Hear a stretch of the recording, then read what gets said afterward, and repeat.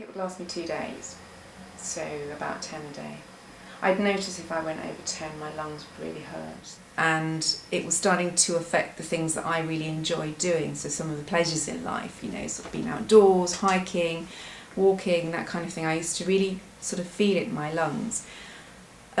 So what Tim does is allow you to sort of focus on what you can achieve by not smoking, rather than feeling that it's something that's going to be taken away from you. You know, if I lose my smoking, you know, it's something that I enjoy doing. It's a pleasurable part of the day. It's, you know, it helps me to calm down. It relaxes me. All these things that you kind of talk yourself into or believe about smoking, he sort of demystifies them and just actually says, well, actually that doesn't happen like that. And I used my session with Tim to actually question him about smoking. Well, you know, how come that after, you know, your first puff then you do feel more relaxed? What, you know, what about that? There must be something in that. And he'd sort of say, well, actually no, take deep breaths and you have the same effect.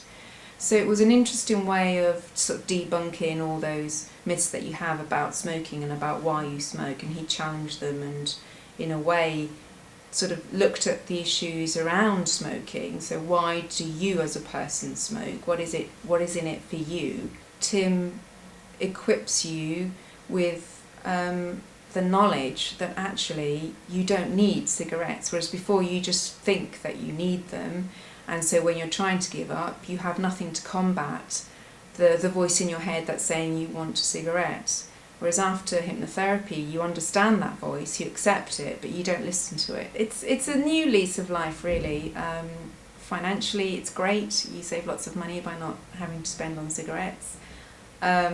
It's more sociable. It was something that I had started to become slightly ashamed of, because for me it was a sign of weakness in that I couldn't give up. And it's also, you know, really is, and it's a cliche, but it's a filthy habit, you know, in terms of the smell that stays on you, the taste that you have in your mouth. So I kind of got rid of all those negative things, and now when I think about smoking, that's what I think about, is all the negatives. I don't remember anything that I used to think of as positive or associate with positive, pleasurable things of smoking. I actually just remember the bad taste in my mouth, the smell in my hair, in my clothes, the having to leave a restaurant or a bar to go outside and smoke on my own, you know, because so many people have given up smoking. So I think I've just kind of left that behind and got my life back, really.